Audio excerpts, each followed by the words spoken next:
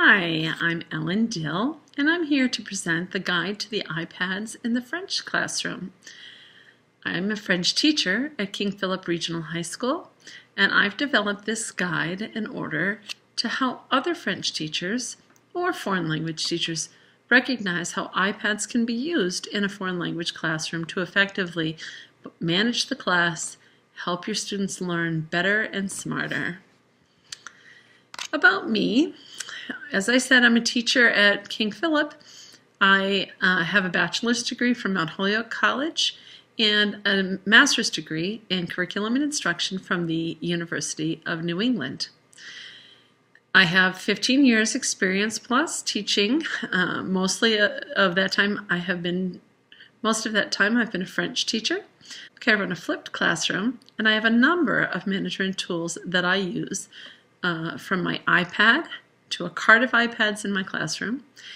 I have some desktops and one laptop that I use in my room.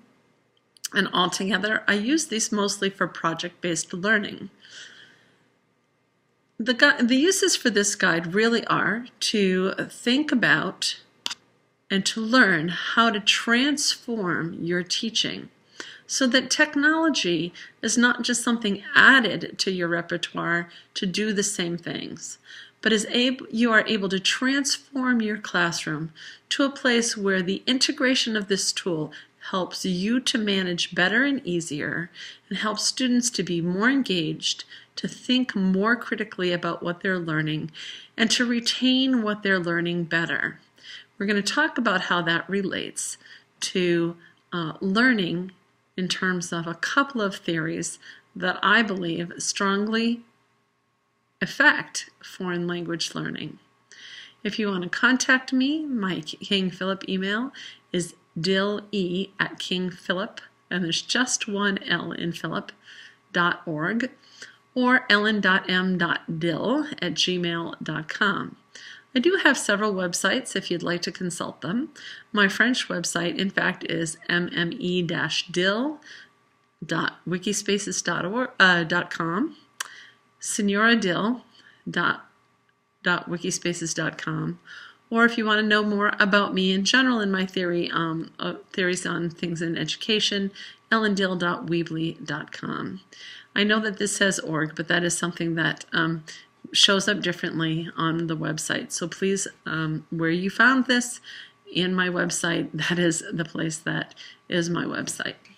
All right, about this guide, you might have several questions about why you would use iPads in a foreign language classroom at all.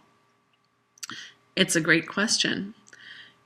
And then once I answer those questions about why, you might ask, how do I incorporate them into my classroom? And I know there's a lot of materials out right now about iPads. It has come onto the scene like a firestorm, and people are talking about using them. And you might think, well, I have to, whether I understand why or not, but how am I going to do that? Well, the hows basically are that you're going to incorporate an iPad. If you have your own iPad to classroom management, that means that you're going to use some tools that are going to help you to be able to manage the simple tasks of your class more easily from your iPad. You're going to look at reinforcing your content using your iPad, and there are a number of apps that are going to help you that are specifically content apps for French, whether it's lower levels or higher levels. Sometimes you really have to go searching for them, and so we will talk about how best to search for them. Then there are transformative creation apps. These are things that change the way we teach so that we are teaching higher critical thinking skills. Believe it or not, our students are going to be able to use the foreign language that we are teaching more like as if they're in an immersive program if we have them use iPads and apps that transform what they're learning into them creating something with what they're learning. It's the difference between filling in a blank and having a real conversation with somebody who speaks the native tongue. And lastly, there are apps for people who are in special ed plans or who are English language learners that would be helpful. Less helpful for English language learners in a French classroom than in other classrooms, but also for special education. So when we look at the heart of the question, why are we using iPads in education, we need to remember that we are teaching 21st century learners. 21st century learners have information available to them instantly. In fact, the world is a very small place, and students now have access not only to online dictionaries, online translators, but they have access to real information from other countries who speak French as their native tongue. They can get information from France, from Google.fr, and from any source of a French website that they want. They can encounter real people who are French speakers online very quickly and very easily. Not only that, but being 21st century learners means that technology is natural for them, and some of the things that we use to teach are less natural. In fact, they're less natural at all. People don't really learn their first native language by filling in blanks and conjugating verbs, do they? So even though we still use these mechanisms and tools, it is better to have our students be able to use technology so that they can have natural conversations. They are going to be working in jobs that are in the 21st century. Some of these are going to be jobs that we haven't yet imagined. There are people today in jobs that I never imagined and that you never imagined. These kids are going to go on to have some of those jobs. The world is a small place now, and they will need to know other languages. French is going to be very important, potentially, to everyone's future. However, getting them to understand and use it means we have to engage them. We will engage them and we will help them to know more that's meaningful to them. There is a video that I've linked here. It is also at the top of the page for the iPad guide. So please go ahead and watch that video. It's not very long and it's really a fabulous video. All right, so as I said, today's classroom is filled with students who were born in a technology era that shapes their world. And our goal as teachers is to develop in our students comprehensive content knowledge before we were the sole place where they were able to get that content knowledge. Now they can get some of that online. We need to make connections between the French content and the real world. We need to develop critical thinking skills. Can they recognize tenses in a book that they're going to read with us in higher levels of French? Can they recognize them so that they understand what they're reading and can express back what is interesting about what they're reading? They need to have digital literacy skills. They need to be able to find and retrieve information off the web and post things on the web that are going to be important. Also, it's really important to remember that when students do work for us, they often do very good work. But when students do work that they realize that the whole world has access to, they do great work. And we want to encourage them to do work that we're putting out on the web that will be great work. This increases their problem-solving abilities. Students are going to be working in environments that are increasingly collaborative, and problem solving is at the heart of what they will do. Online, digital learning, digital posting of information and sharing is something that is a natural part of their lives, and as they use it, as they learn, they will collaborate and problem solve with others. A very important skill for 21st century employers. It enhances their creativity, and creativity is what's brought us to the place we're constantly having new things like iPads in the first place. We certainly want our students to be able to creatively problem solve and develop new things in their world. And as I said, that leads to collaboration. So we want to transform our students' learning. Technology affords us new ways to improve student learning. We don't want to simply replace what we're doing, say a pencil and a paper, with a machine. But iPads do add the option for deeper thinking and comprehension of the material. As you can see in this picture, these students have not abandoned their books.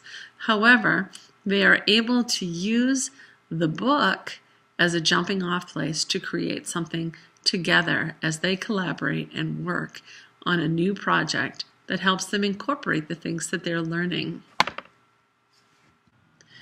Okay, so when I talk about using iPads in my students' learning, I want to transform their learning. In order to do that, one of the things that I consider is something called the Sammer model. I don't simply want to take something that's new and expensive and cool and replace what I've been doing with it, just so I seem like I have some new cool thing to do, and that makes me the cool teacher. It doesn't matter if I'm a cool teacher or not. What matters is whether or not I've changed my students' learning. I could bring in iPads, and I could hand out iPads, and kids could go and play video games if they wanted, and it would not make a difference to my students' learning at all. So what do I want to do? I want to find ways that I can use a tool that does not just substitute one activity for another. It is true that some of my textbooks, for example, have an online website where there's an activity that's a fill-in-the-blank activity. So kids will open up an activity, and there it is, and they type it in, and they get immediate feedback it's right or it's wrong. That is just a substitution activity, and if my kids use the iPads to do those, it's no different from if they do it on a piece of paper, other than as soon as they're done, they get the feedback. They don't have to wait for me in class, I guess. But they still have made mistakes, for example, or perhaps gotten them all right. Who knows? So instead, in the Sammer model, we want to have something that augments students' learning.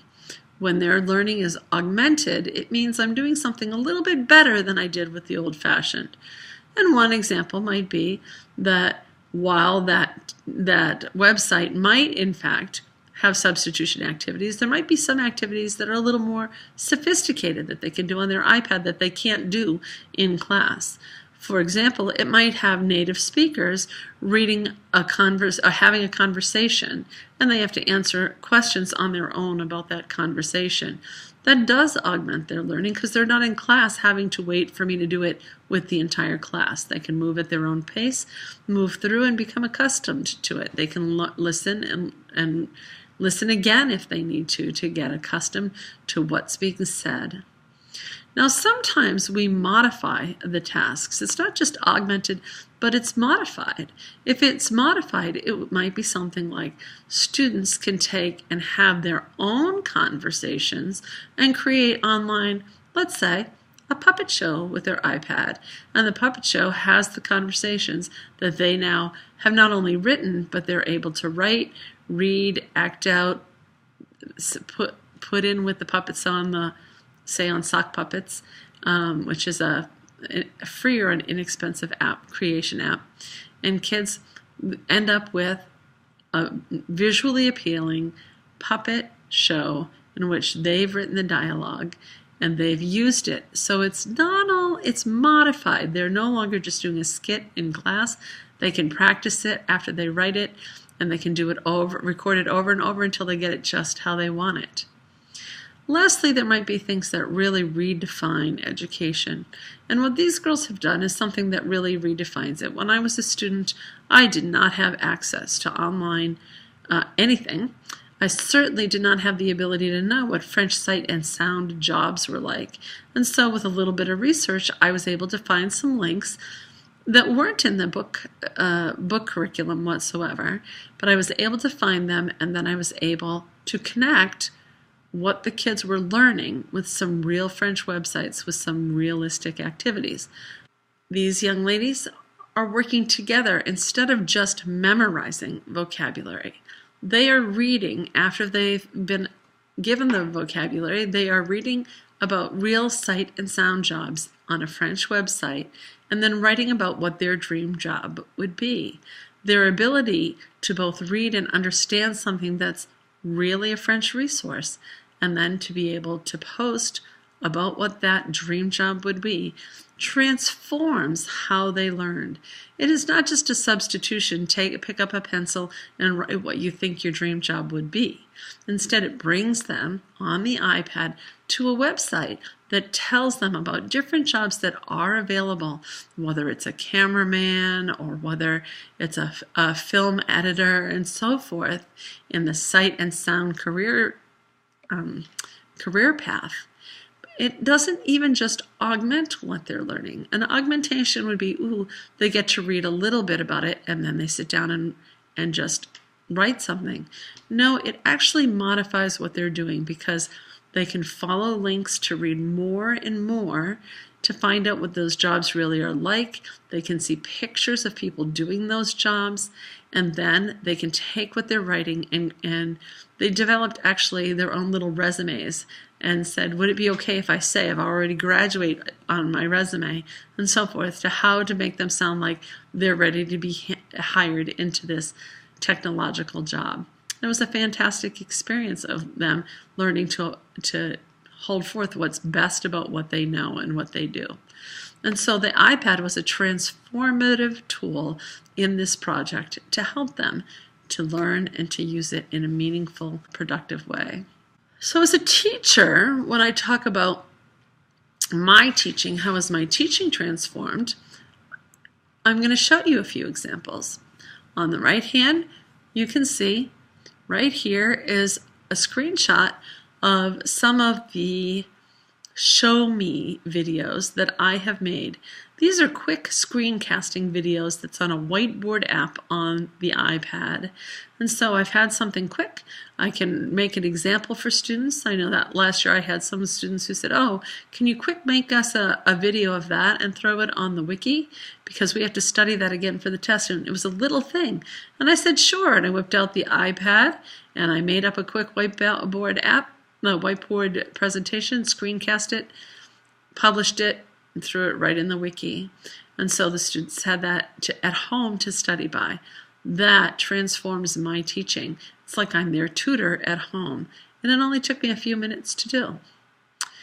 Next, you can collaborate with the wiki. Students can work on projects for each unit, and they can go ahead and collaborate together. They can put them on the wiki. They can comment on the projects on the wiki if they want. It's a wonderful opportunity for kids to start to learn to publish to the web and be very proud of the really excellent work they do.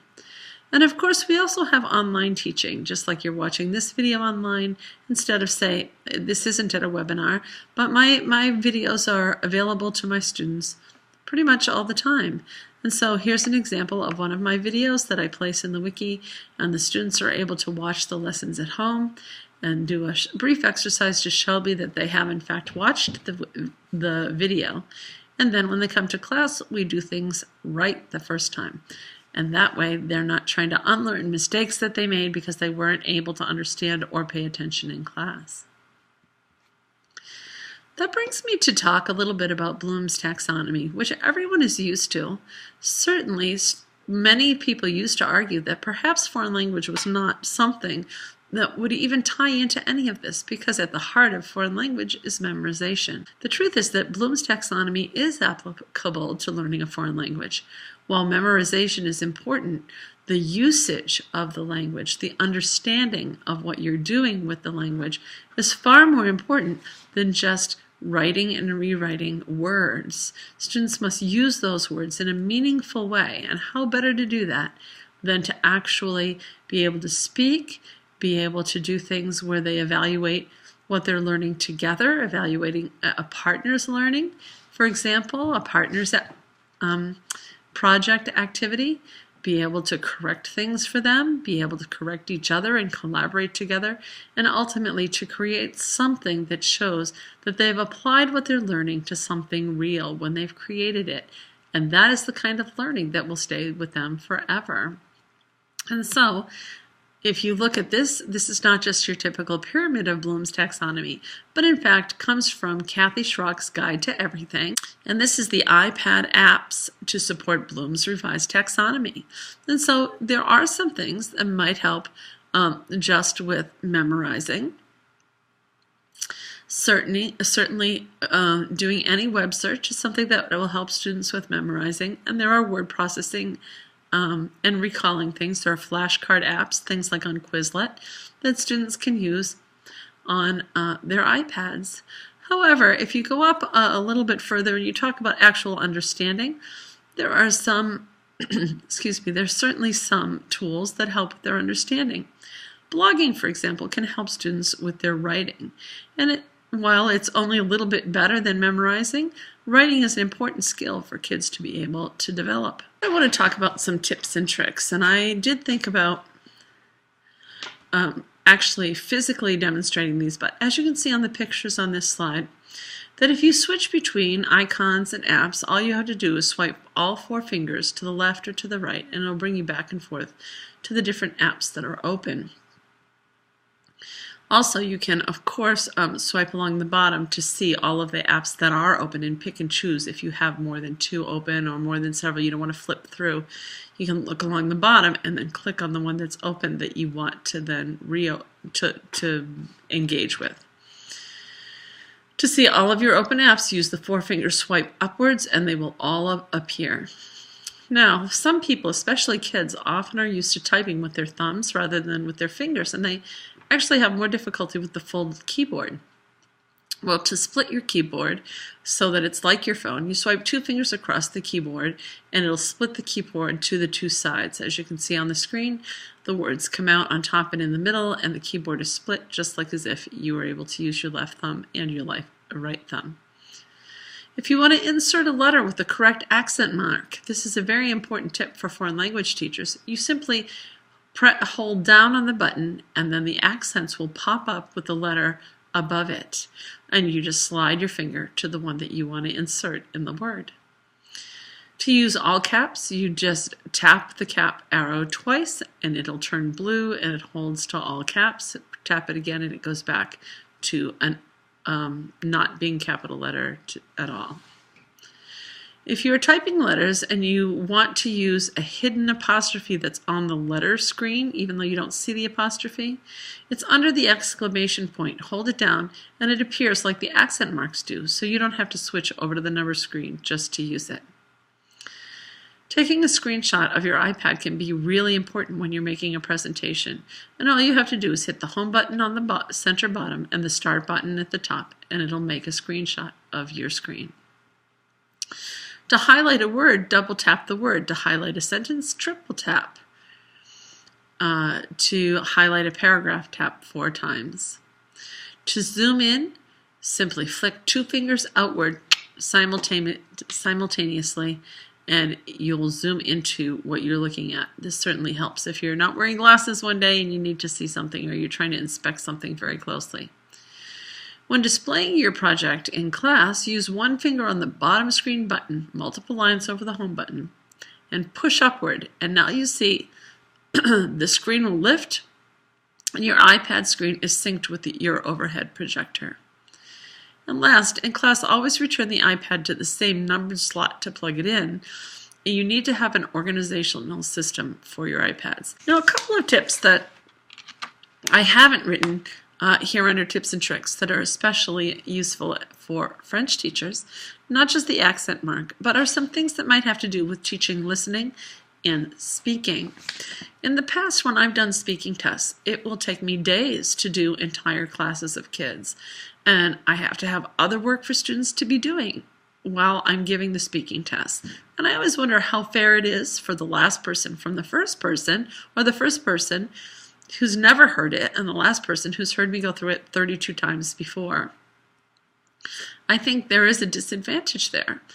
And I think kids are not always ready, especially at the younger levels, to be able to respond immediately to the questions that we give them. An iPad is a really helpful tool because we were able to record ourselves asking a question, hand the iPad to the kid, they can think about the question, And then when they're ready, they can begin their response. Now, should they have a problem with their response, they can stop, rethink it, re-record it, and then send it to you. It's wonderful to have apps built right into the iPad that will record their voice and send a message back to us. Another thing that you could spend a lot of time on sometimes is reviewing before midterms and final exams. Well, when kids ask me what the guide is going to be, I simply hand out one sheet and say, these are the things that are on the test. Everything is on the wiki and in the sheets that you've been given. And so any lesson you need to go over again, you can watch it again, go through your notes, watch the video again. And on the iPad, they're able to study more quickly from pretty much anywhere that they have internet access. So those are a few tips that using the iPad can help your teaching be easier, be faster, help your class run more smoothly, and help your students use the iPads so that they are excellent foreign language learners with their iPads. A few creative suggestions, and I have a lot of them, but here's a few lessons. When I've been doing the lowest level French one, students have used Photo Booth early on. It's a free iPad app on the iPad, and the kids take pictures of themselves in different formats. They then import those pictures to write things about themselves in the present tense using the correct agreement of adjectives. Sometimes they'll write about other people too, so you can have them make a picture of their classmates and they write about a couple of classmates. They can do that for superlatives and comparatives as well as for just learning adjective agreement in first, second, and third person. For French 2 students, they could have a Francophone vacation destination, and they could pull that out of the hat, and then they use the free Weather Channel app to determine the weather for the trip that they would take to go to that place. Then they must pack their bags with specific clothing items for the trip and relate the outfit to both the destination and the weather. You could have them use multiple tenses to talk about what they would do in case it rained, what they would wear if they encountered other weather.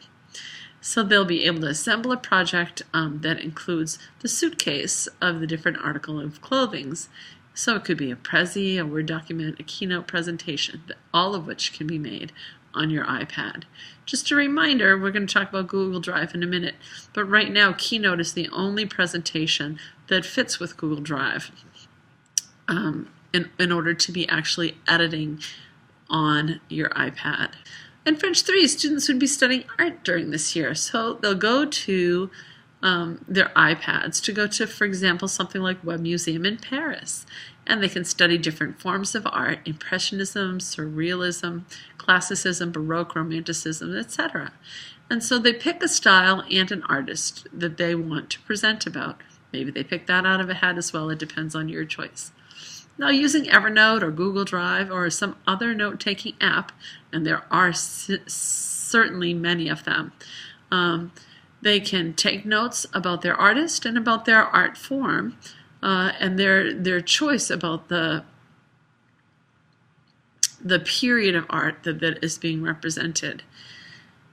They record pertinent facts about the movement, about the author, about maybe some famous paintings, and then, choosing another medium of their choice, including online apps, they can recreate their own version of a work. This helps students who otherwise were nervous about having to use, for example, paints to create something or clay to make something, but instead they're able to present digitally, perhaps, and they can make these presentations to each other in class. Best practices and resources for finding apps. Well, here's a few suggestions that I have for you. Even before, when I first started looking into the iPad, I realized that Kathy Schrock was kind of the guru for all of this. And so it is appropriate for her to call her page Kathy Schrock's Guide to Everything. It can be found at the link here, and I really recommend that you check it out because she has a wealth of information, connects it to the Common Core, and it is just a fabulous place to soak up lots of things. She also regularly gives webinars, and her webinars are fantastic. I recommend them. iPads in Schools Live Binder by Mike Fisher is also a great site with lots of tools, lots of suggestions, lots of connections. So check that out at the second link I have on this page. And lastly, I find that Institute in a Box, the New Hampshire's 21st Century Tools site, is a fabulous site and gives you a lot of information about how to evaluate apps and how to choose apps so that you are making wise decisions when you're working for your school district. I'd like to talk about a few content apps. Duolingo is a fabulous content app that is free that helps people study a new language. In this case, we would be mostly looking at French, since I'm mostly a French teacher. And it is a teaching app where students can go and test into different levels. And they grow within that level before they move up to the next one. They have to reach certain benchmarks or else it'll be repeated. There are native speakers who answer your questions if there's something that you do not understand. So a student can do something and say, I'm not understanding this, and a native speaker will try to explain to them what it is that they have a question about. I really don't see a downfall to this app. It's a fabulous app. Next I have Albert Camus. This is the Institut Français. This is a free app all about Albert Camus. I found it really interesting because I'm going to be teaching Camus next semester. We're going to read L'Étranger. And so this gives you a really incredible highlight of Albert Camus' life and times, his books. It also, before reading L'Étranger, gives you a personal museum-like view of the author. You can use a QR code scanner to reveal links and photos and stories about Albert Camus. And within the exhibition, you can learn why he wrote about the things he chose to write about. Certainly, there were great tensions between Algeria and France. And so it helps students to understand both the African and the French views in the mid-1900s. Native speakers will be explaining about various aspects of this time period, of this important part of the relationship that Algeria and France has had over the decades, and how Camus was brought to the existential viewpoint that he had. The next one is called Mind Snacks French, and it's kind of on the opposite end of things. It is a basic app is free. If you want to add vocabulary or add geography, they're each $1.99. That's for one. Remember, if you end up buying in the volume discount program, all of these apps would be less expensive to your school's volume discount program. This app allows students some basic vocabulary and grammar structures. What's good about it is scaffolded, it is repetitive, and students get the sense that they learn things quickly and that they can do things better than they ever thought they could, faster than they ever thought they could, because it's very much like a video game. It'll send them words of the day and vocabulary concepts and geography points of the day if they pay for it, if they pay for the geography app. And I would say that the only downfall to this is that you really do have to pay for additional stuff to learn the most from it. Now for content, as well as for classroom management, I strongly recommend Google Drive. Google Drive is a free app, and you are able to create your own site here that provides content, so it can have links to, say, your textbook site. It can have links to other apps and videos and things that you want your students, projects that you want them to look at, consider. And to move from the content area to the management area, instead of having students maybe just watch your videos from your Google site, you certainly can use it as a creation spot for your content. And of course, this is the highest part of Bloom's, is to use it as a creation. And what's very cool is Google Drive definitely encourages sharing of the document so students can collaborate, and in real time, students can be working together on a project, or teachers can be making comments while a student is working on something. And so it's a simultaneous instruction. So it's really great. Now the biggest drawback on this is certainly that presentations can only be viewed. They cannot be edited on the iPad for using this app.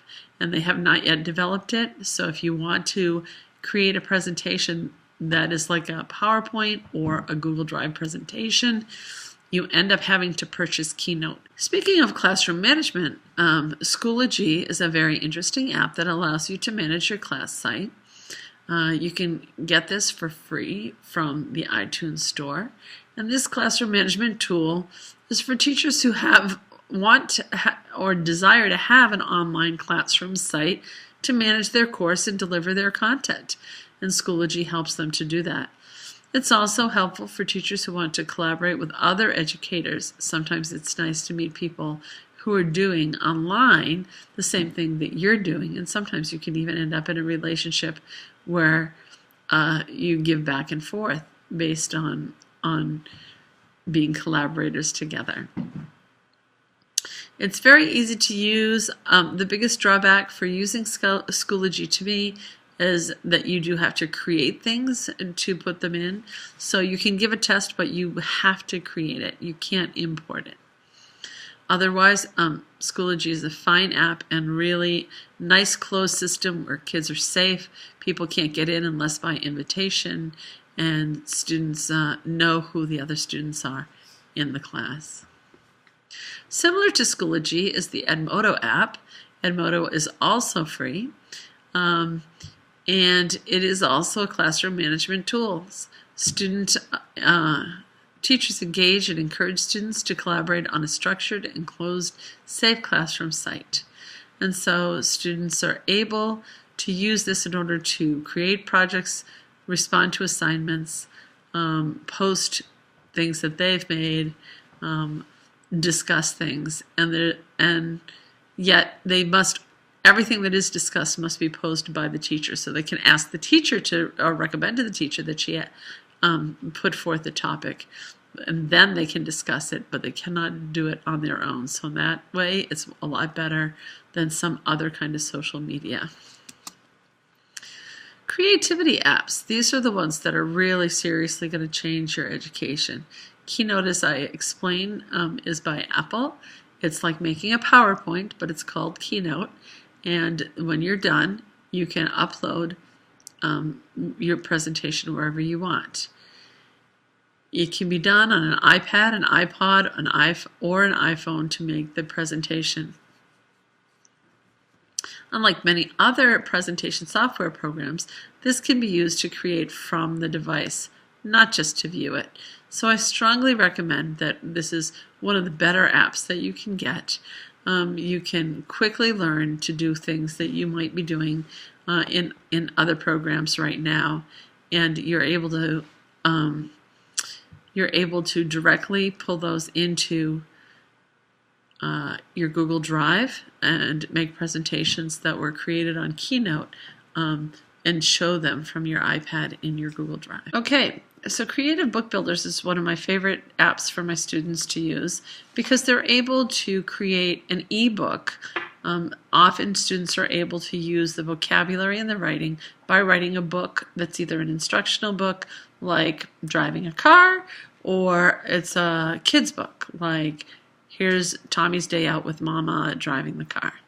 The biggest drawback to this is that you have to pay $3.99 for it. Otherwise, it makes everybody a writer. They create it and they publish it. And in some cases, I've this year had some students share their things with kids in Africa through the project Illuminate, which is very cool. Prezi is a creativity app that's absolutely fantastic. Not only can kids make really innovative presentations using 3 different choices of modes from a computer, they can do it from their iPad, and it's a free app. This, hands down, is one of the best apps that you can get for making presentations with your iPad. Kills Keynote, which I'm about to talk about again, because it's free. And so students can post the information on, basically it's kind of like posting it on a blackboard, and then they draw lines and numbers to connect the order that they want things to show up in. And sometimes they can do cool things with it that make sort of a picture, a total picture at the end of what they were creating as they were building. It's very neat. The Creativity apps, Songify and AutoWrap by Smule are fun little apps, and often something that kids will use not only to do a project, but just as a filler if they have time after they've done a project. And so while they are free versions, you would have to pay $2.99 each if you want the advanced versions. But kids don't actually have to be able to sing. They just have to be able to write their poem down, and when they read it into Songify or into AutoWrap, it becomes a song for them. Probably the worst thing is that this can get distracting at times because kids have a good time hearing how their poem becomes a rap or a song, and they want to do more of it. The Show Me app, which I talked about as a teacher, is a great tool for me. It's also a really great way to do a formative assessment with kids. Kids are able to quickly do a screencast that shows if they understood whatever it was that you were teaching them. There are no drawbacks to this one for me. They're creating something immediately. They can share it with you. You can go and watch it afterwards, and it's a good assessment tool. It's a good teaching tool as well. Similar to that, EduCreation's Interactive Whiteboard is a similar app. It's a little bit more souped up than the Show Me. I think that it came after, and so it sort of said, what can we add to make it a little better? And so some people like the EduCreations better than they like Show Me. I think it's a little bit easier to import graphics. Otherwise, it's a very simpler app. You have more colors, I think, available. Although I'm not 100% sure that Show Me hasn't added those back in by the time this is being created. Explain Everything by Morris Cook is a $2.99 app that really, in a flipped classroom, could pretty much run your whole classroom. I say that because this is a screencasting app where students can create really great presentations. They can quickly record themselves. They can import content and images very quickly and very easily.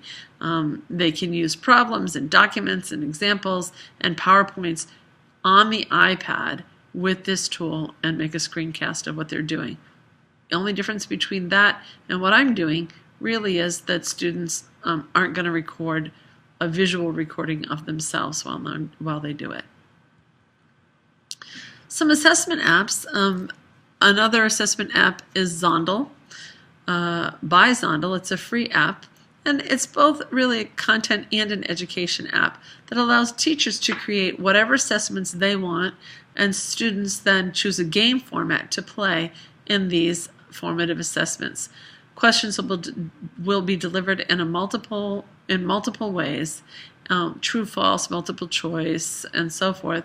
And the data is then returned to the teacher, so you know how any individual student is doing or how any particular question is assessing your students overall.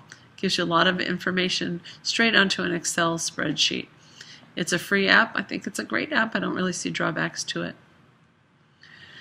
If you like student clickers, Socrative is great. There's a student clicker and a teacher clicker available. The teacher creates a classroom, and students enter the classroom with that number, and they can respond to any number of polls or questions that the teacher has posed to them. And you get the results anonymously on the screen. Kids will often try to guess who said that, when they look at an unusual answer. But it's pretty fast-paced, and they can move through as a class or as a subgroup in the class through the content. I know that I've seen some teachers use it and love it as they've moved through content with smaller groups. Some special ed and ELL apps that you might want to know. Kiddiums by Ventura Educational System is great. It costs $1.99. They're for each version 1, 2, and 3. And it helps kids understand all kinds of idioms that we have in English. And I've had ELL kids who speak another language in my class, and they don't understand what some of the idioms are in French or in English, depending on their training and their native tongue. And so this is a great app for ESL students. Similar to that, Words That Are Frequently Confused is a great ELL app by Kubertech. It does cost 99 cents, but it really is a sophisticated app that helps kids figure out the differences between words that are spelled the same or sound the same in English. This is an English language learner app. It is not an app specific to French, but only to English. And that's the biggest drawback for our classroom, because most of the teaching that we do, other than grammar, is going to be in French, not in English. Here's my bibliography. Thank you for watching. If you have questions, I gave you some info at the beginning. Feel free to be in touch with me. A bientôt.